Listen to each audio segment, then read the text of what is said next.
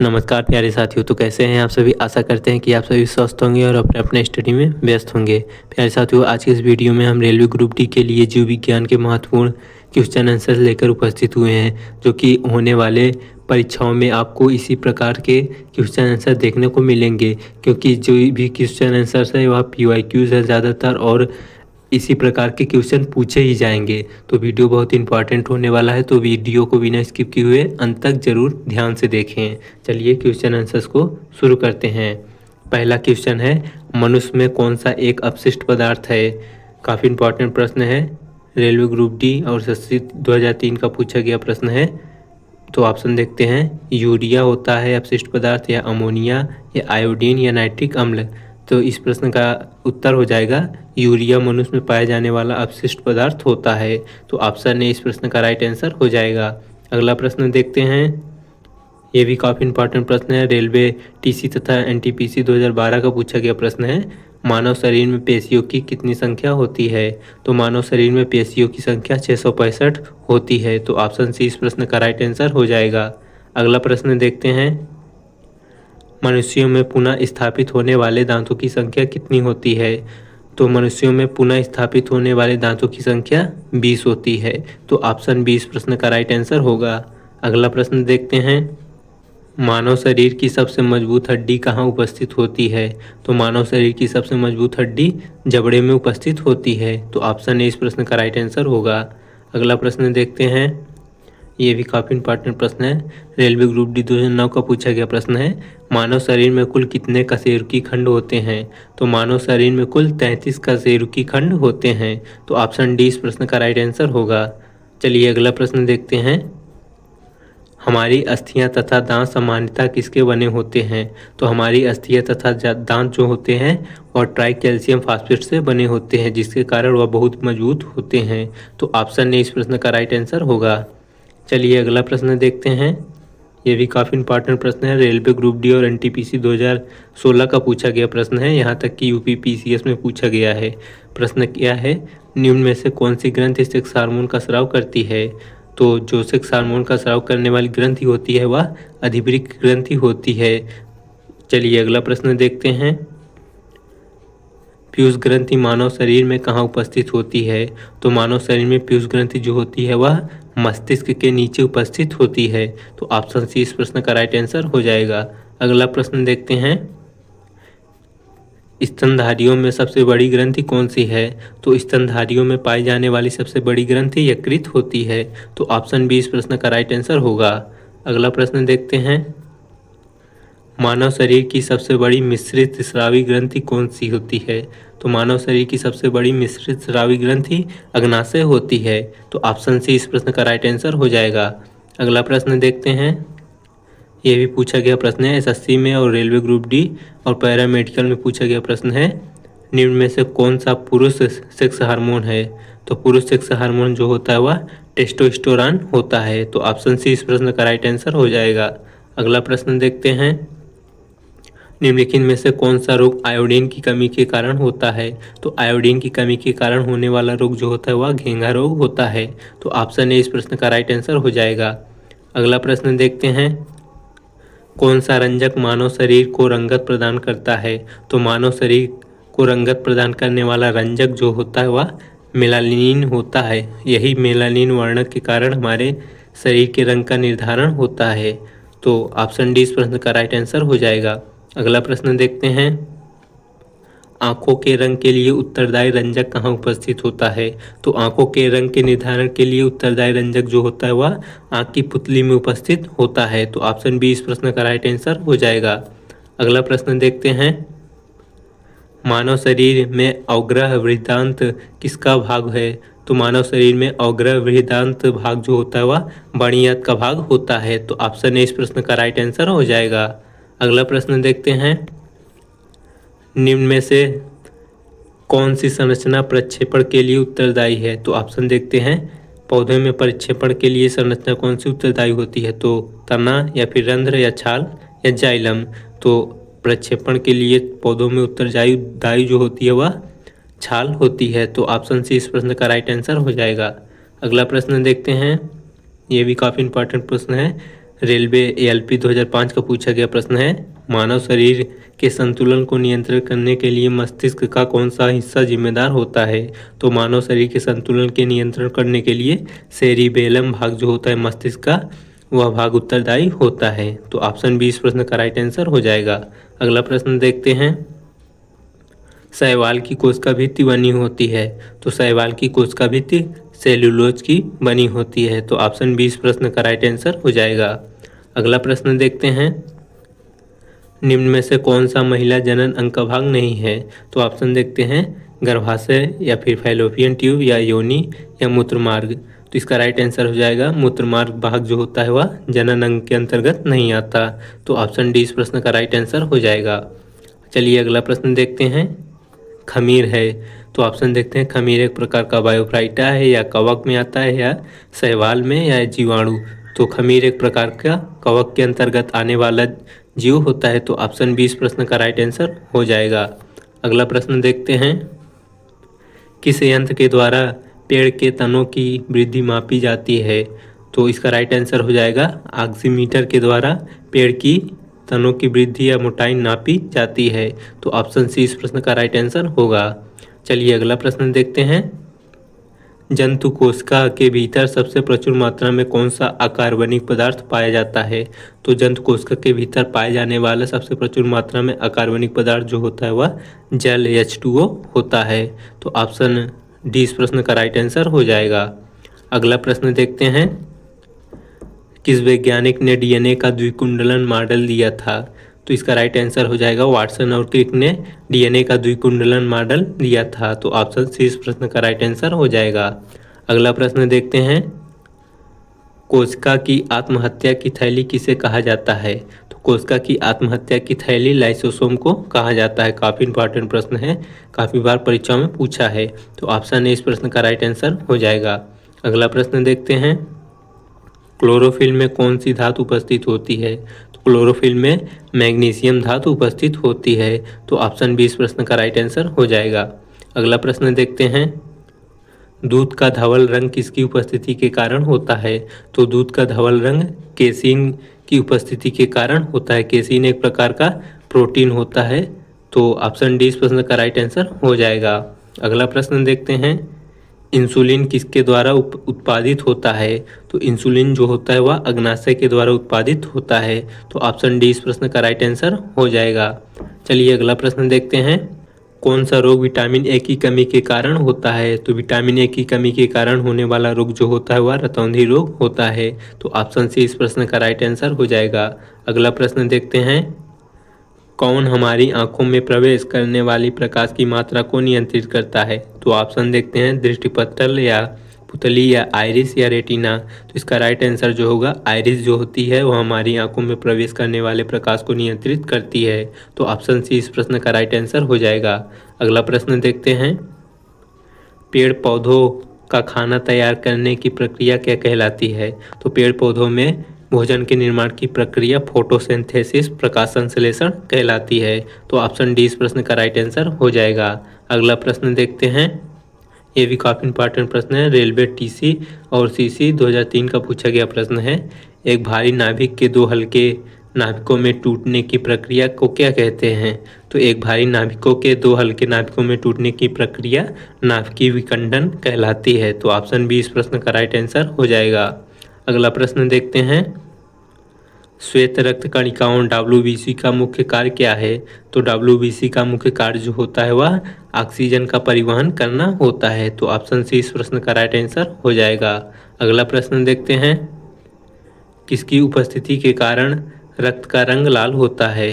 इसका right answer हो जाएगा, हीमोग्लोबिन की उपस्थिति के कारण रक्त का रंग लाल होता है। तो ऑप्शन बी इस प्रश्न का राइट आंसर हो जाएगा। अगला प्रश्न देखते हैं, मानव हृदय में कक्षों की संख्या होती है? तो मानव हृदय में कक्षों की संख्या 4 होती है। तो ऑप्शन सी इस प्रश्न का राइट आंसर होगा। अगला प्रश्न देखते हैं, निम्नलिखित में से कौन सा रोग वायु के द्वारा फैलता है? इसका राइट आंसर हो जाएगा, प्लेग रोग जो होता है वह वायु के कारण फैलता है। तो ऑप्शन ए इस प्रश्न का राइट आंसर हो जाएगा। अगला प्रश्न देखते हैं, किस तत्व की उपस्थिति के कारण गाय के दूध का रंग हल्का सा पीला होता है? तो इसका राइट आंसर हो जाएगा, कैरोटीन की उपस्थिति के कारण गाय के दूध का रंग पीला होता है। तो ऑप्शन सी इस प्रश्न का राइट आंसर हो जाएगा। अगला प्रश्न देखते हैं, निम्नलिखित में से किस विटामिन में कोबाल्ट पाया जाता है? तो इसका राइट आंसर हो जाएगा विटामिन B12 में कोबाल्ट पाया जाता है। ऑप्शन डी राइट आंसर हो जाएगा।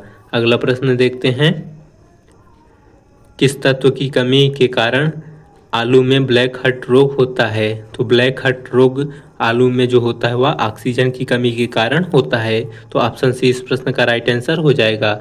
अगला प्रश्न देखते हैं, कौन भूमिगत जल को प्रदूषित करता है? ऑप्शन देखते हैं, जीवाणु या शैवाल या विषाणु या आर्सेनिक।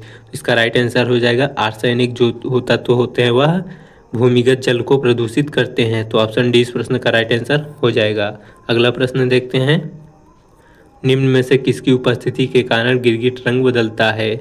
तो गिरगिट रंग के रंग बदलने का कारण जो होता है वह वर्ण की लवक उनमें उपस्थित होते हैं, जिससे अपना रंग बदलते रहते हैं। तो ऑप्शन बी इस प्रश्न का राइट आंसर हो जाएगा। अगला प्रश्न देखते हैं, पादप वृद्धि हार्मोन जिब्बेरेलिन को किससे निकाला जाता है? तो पादप वृद्धि हार्मोन जिब्बेरेलिन को कवक से निकाला जाता है। तो ऑप्शन ए इस प्रश्न का राइट आंसर हो जाएगा। अगला प्रश्न देखते हैं, इंसुलिन क्या है? ऑप्शन देखते हैं, इंसुलिन एक प्रकार का एंजाइम है या फिर हार्मोन है या विटामिन है, इनमें से कोई नहीं। तो इंसुलिन जो होता है एक प्रकार का हार्मोन होता है। तो ऑप्शन बी इस प्रश्न का राइट आंसर हो जाएगा। अगला प्रश्न देखते हैं, सेक्स हार्मोन किसके द्वारा स्रावित होता है? तो ऑप्शन देखते हैं, सेक्स हार्मोन पीयूष ग्रंथि द्वारा स्रावित होता है या थायराइड ग्रंथि द्वारा या एड्रेनिल ग्रंथि द्वारा या पैराथायराइड ग्रंथि द्वारा। तो इसका राइट आंसर हो जाएगा एड्रेनिल ग्रंथि द्वारा सेक्स हार्मोन का स्रावण होता है। तो ऑप्शन सी इस प्रश्न का राइट आंसर हो जाएगा। अगला प्रश्न देखते हैं, प्रकाश संश्लेषण प्रक्रिया में सूर्य के प्रकाश का कौन सा रंग सबसे अधिक प्रयुक्त होता है? तो प्रकाश संश्लेषण की प्रक्रिया में प्रयुक्त होने वाला जो सबसे अधिक रंग होता है वह लाल रंग होता है। तो ऑप्शन ए इस प्रश्न का राइट आंसर हो जाएगा। अगला प्रश्न देखते हैं, मानव शरीर के किस अंग में लसिका का निर्माण होता है? तो मानव के शरीर में लसिका कोशिकाओं का निर्माण जो होता है वह दीर्घ अस्थि में होता है। तो ऑप्शन डी इस प्रश्न का राइट आंसर हो जाएगा। अगला प्रश्न देखते हैं, मानव शरीर का सबसे व्यस्त अंग कौन सा है? तो मानव शरीर का सबसे व्यस्त अंग हृदय होता है। तो ऑप्शन बी इस प्रश्न का राइट आंसर हो जाएगा। अगला प्रश्न देखते हैं, निम्न में से किस में प्रचुर मात्रा में प्रोटीन पाया जाता है? तो प्रचुर मात्रा में प्रोटीन जो होता है वह सोयाबीन और मूंगफली में पाया जाता है। तो ऑप्शन सी इस प्रश्न का राइट आंसर हो जाएगा। अगला प्रश्न देखते हैं, मानव शरीर में सबसे बड़ी हड्डी कौन सी है? तो मानव शरीर की सबसे बड़ी हड्डी जो होती है वह जांघ की हड्डी होती है। तो ऑप्शन ए इस प्रश्न का राइट आंसर हो जाएगा। अगला प्रश्न देखते हैं, मनुष्य का सामान्य रक्तदाब होता है। तो मनुष्य का सामान्य रक्तदाब जो होता है वह 120/80 mmHg होता है। तो ऑप्शन सी इस प्रश्न का राइट आंसर हो जाएगा। चलिए अगला प्रश्न देखते हैं, मासिक चक्र पाया जाता है। तो ऑप्शन देखते हैं, मनुष्य की मादा में या स्तनपानियों में या फिर प्राइमेट की मादा में या इनमें से कोई नहीं। तो इसका राइट आंसर हो जाएगा ऑप्शन सी, प्राइमेट की मादा में जो होता है वह मासिक चक्र होता है, जिसमें हम मनुष्य के मादा में देखते हैं और जो कपी बंदर वगैरह होते हैं उनमें भी जो होता है मासिक चक्र पाया जाता है। तो ऑप्शन सी इस प्रश्न का राइट आंसर हो जाएगा। चलिए अगला प्रश्न देखते हैं, मानव स्त्रियों में अंडे का निर्माण होता है। तो ऑप्शन देखते हैं, गर्भाशय में या फैलोपियन नली में या ओवेरियन नली में या इनमें से कोई नहीं। तो मानव स्त्री में जो होता है अंडे का निर्माण जो होता है वह फैलोपियन नली में होता है। तो ऑप्शन बी इस प्रश्न का राइट आंसर हो जाएगा। अगला प्रश्न देखते हैं, शुक्राणु जनन का नियंत्रण किसके द्वारा होता है? तो ऑप्शन देखते हैं, एंड्रोजन द्वारा या एस्ट्रोजन द्वारा या LH द्वारा, इनमें से कोई नहीं। तो मानव में शुक्राणु जनन का नियंत्रण जो होता है वह एंड्रोजन हार्मोन के द्वारा होता है। तो ऑप्शन ए इस प्रश्न का राइट आंसर हो जाएगा। चलिए अगला प्रश्न देखते हैं, एक्रोसोम निम्नलिखित में से किसका संभाग है? तो ऑप्शन देखते हैं, गाल्जी काय का या मानव शुक्राणु का मध्य भाग या मानव शुक्राणु का शीर्ष या इनमें से कोई नहीं। तो एक्रोसोम जो होता है वह मानव शुक्राणु का जो होता है वह सबसे शीर्ष भाग होता है। ये होता है शुक्राणु और इसका जो सबसे शीर्ष भाग होता है इसे हम एक्रोसोम कहते हैं। तो ऑप्शन सी इस प्रश्न का राइट आंसर हो जाएगा। अगला प्रश्न देखते हैं, एस्ट्रोजन और प्रोजेस्टेरॉन स्रावित होता है? तो ऑप्शन देखते हैं, एस्ट्रोजन और प्रोजेस्टेरॉन जो होता है अंडाशय द्वारा स्रावित होता है, या वृषण द्वारा, या अपरा द्वारा, या किडनी द्वारा। तो इसका राइट आंसर हो जाएगा एस्ट्रोजन जो होता है वह मुख्यतः जो होता है अपरा द्वारा स्रावित होता है, और जो होता है अंडाशय द्वारा भी स्रावित होता है। लेकिन मुख्यतः पूछा जाए ऑप्शन अगर अपरा रहे तो इस पे आप अपरा पे टिक करेंगे। तो ऑप्शन सी इस प्रश्न का राइट आंसर हो जाएगा। अगला प्रश्न देखते हैं, एक्रोसोम भाग है डीएनए का, या आरएनए का, या शुक्राणु का, या इनमें से कोई नहीं। तो अभी ऊपर देखें हैं प्रश्न, एक्रोसोम जो होता है वह शुक्राणु का शीर्ष भाग होता है, तो इसका भी ऑप्शन सी राइट आंसर हो जाएगा। अगला प्रश्न देखते हैं, ग्रीवा सर्विक्स किसमें पाया जाता है? तो ऑप्शन देखते हैं, वृक्क में, या फैलोपियन ट्यूब में, या गर्भाशय के बॉडी एवं योनि के बीच में, या एपिडिडाइमिस में। तो इसका राइट आंसर हो जाएगा सर्विक्स ग्रीवा जो होता है वह गर्भाशय के बॉडी एवं योनि के बीच में स्त्रियों में पाया जाता है। तो ऑप्शन सी इस प्रश्न का राइट आंसर हो जाएगा। अगला प्रश्न देखते हैं, एस्ट्रोजन का स्रावण किस में होता है? तो ऑप्शन देखते हैं, कार्पस ल्यूटियम में, या मेम्ब्रेनल ग्लैंडुलोसा में, या फिर ओवरी एवं जर्मिनल इपिथीलियम में, या पिट्यूटरी ग्रंथ में। तो इसका राइट आंसर हो जाएगा जो होता है एस्ट्रोजन का स्रावण जो होता है वह पिट्यूटरी ग्रंथ में होता है। तो ऑप्शन डी इस प्रश्न का राइट आंसर हो जाएगा। अगला प्रश्न देखते हैं, क्लीवेज के लिए क्या सही कथन है? तो क्लीवेज के लिए जो सही कथन होता है वह भ्रूण का आकार बढ़ता है, या कोशिका का आकार घटता है, या कोशिका का आकार बढ़ता है, या भ्रूण का आकार घटता है। तो क्लीवेज का सही कथन जो होता है वह कोशिका का आकार घटता है। तो ऑप्शन बी इस प्रश्न का राइट आंसर हो जाएगा। अगला प्रश्न देखते हैं, मानव मादा के भ्रूण में किस अवधि के लिए कौन सा सही कथन है? तो मानव के मादा भ्रूण में किस अवधि के लिए सही कथन जो होता है वह होलोब्लास्टिक एवं समान होता है। तो होलोब्लास्टिक के समय जो होता है एक एवं समान भी होता है। तो ऑप्शन ए इस प्रश्न का राइट आंसर हो जाएगा। अगला प्रश्न देखते हैं, निम्नलिखित में से मासिक चक्र अवधि के लिए कौन सा सही कथन है? तो मासिक चक्र के लिए अवधि के लिए जो सही कथन होता है वह एंडोमेट्रियम का पुनर्निर्माण 5वें से 10वें दिन होता है। तो ऑप्शन बी इस प्रश्न का राइट आंसर हो जाएगा। चलिए अगला प्रश्न देखते हैं, सर्टोली सेल्स का नियंत्रण पिट्यूटरी के किस हार्मोन द्वारा होता है? तो सर्टोली सेल्स का नियंत्रण पिट्यूटरी के LH हार्मोन द्वारा इसका नियंत्रण होता है। तो ऑप्शन सी इस प्रश्न का राइट आंसर हो जाएगा। अगला प्रश्न देखते हैं, मेंस्ट्रुएशन का तत्काल कारण किस हार्मोन की वापसी है? तो मेंस्ट्रुएशन का जो होता है तत्काल हार्मोन जो होता है वह प्रोजेस्टेरॉन हार्मोन की वापसी के कारण होता है। तो ऑप्शन सी इस प्रश्न का राइट आंसर हो जाएगा। अगला प्रश्न देखते हैं, शुक्राणु का अक्षीय तंतु किससे बना होता है? तो शुक्राणु का अक्षीय तंतु जो होता है वह दूरस्थ वर्तुलिका द्वारा बना होता है। तो ऑप्शन बी इस प्रश्न का राइट आंसर हो जाएगा। काफ़ी इंपॉर्टेंट प्रश्न है, इस काफ़ी बार परीक्षाओं में पूछा जा चुका है, तो आप इसको जरूर याद रखेंगे। चलिए अगला प्रश्न देखते हैं, मानव में किस तरह का प्लेसेंटा पाया जाता है? तो ऑप्शन देखते हैं, कोरियोनिक प्रकार का, या हीमोक्लोरियल प्रकार का, या मेटा डिसोल्डल प्रकार का। तो इसका राइट आंसर हो जाएगा, ये तीनों प्रकार के मानव में प्लेसेंटा पाए जाते हैं। तो ऑप्शन डी इस प्रश्न का राइट आंसर हो जाएगा। अगला प्रश्न देखते हैं, किसकी अनुपस्थिति में निषेचन नहीं हो सकता है? तो ऑप्शन देखते हैं, सोडियम, या पोटेशियम, या कैल्शियम, या लोहे या आयरन की कमी से। तो जो जिससे निषेचन नहीं होता वह कैल्शियम की कमी से शुक्राणु जो है अंडाणु को निषेचित नहीं कर पाता। तो ऑप्शन सी इस प्रश्न का राइट आंसर हो जाएगा, कैल्शियम की कमी से निषेचन नहीं हो सकता। चलिए अगला प्रश्न देखते हैं, जन्म के बाद माता से प्रथम दुग्ध स्रावण क्लोरेस्ट्रम को कहते हैं, इनमें निहित होता है। तो जो जन्म के बाद माता का प्रथम दुग्ध स्रावण होता है उसमें IgA प्रतिरक्षी पाया जाता है, और उसको प्रथम दुग्ध स्रावण को खीस भी कहते हैं, जिसे क्लोरेस्ट्रम कहते हैं उसे हम हिंदी में खीस कहते हैं। तो इसमें IgA एंटीबायोटिक पाया जाता है। तो ऑप्शन ए इस प्रश्न का राइट आंसर हो जाएगा। चलिए अगला प्रश्न देखते हैं, प्रोस्टाग्लैंडिन है। तो ऑप्शन देखते हैं, एक प्रकार का प्रोटीन है, या कार्बोहाइड्रेट है, या लिपिड है, या असंतृप्त है। तो प्रोस्टाग्लैंडिन जो होता है वह एक प्रकार का असंतृप्त होता है। तो ऑप्शन डी इस प्रश्न का राइट आंसर हो जाएगा।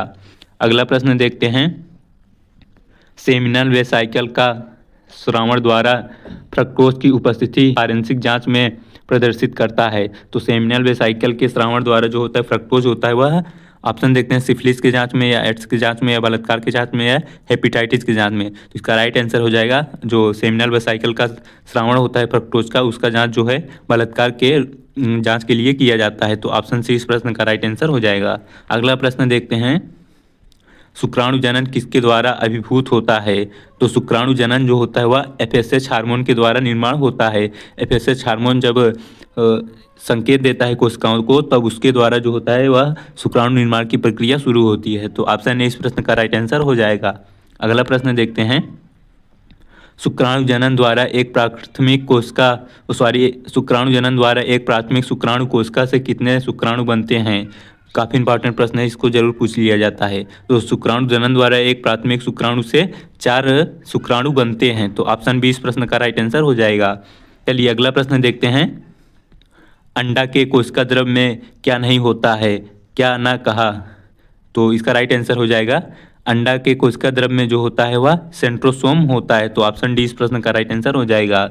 चलिए अगला प्रश्न देखते हैं, स्पर्मेटिड का रूपांतरण स्पर्मेटोजोआ में किस विधि द्वारा होता है? तो स्पर्मेटिड का रूपांतरण स्पर्मेटोजोआ में जो होता है वह स्पर्मियोजेनेसिस द्वारा रूपांतरण होता है। तो ऑप्शन सी इस प्रश्न का राइट आंसर हो जाएगा। चलिए अगला प्रश्न देखते हैं, प्रोस्टेट कैंसर के लिए प्रयुक्त प्रतीक एंजाइम क्लिनिकल जांच कौन से हैं? तो प्रोस्टेट के कैंसर के लिए जो क्लिनिकल जांच की जाती है वह क्षारीय फास्फेटेज जांच की जाती है। तो ऑप्शन बी इस प्रश्न का राइट आंसर हो जाएगा। अगला प्रश्न देखते हैं, पार्टिल्यूटियम के लिए संकेत सिग्नल कहाँ से शुरू होता है?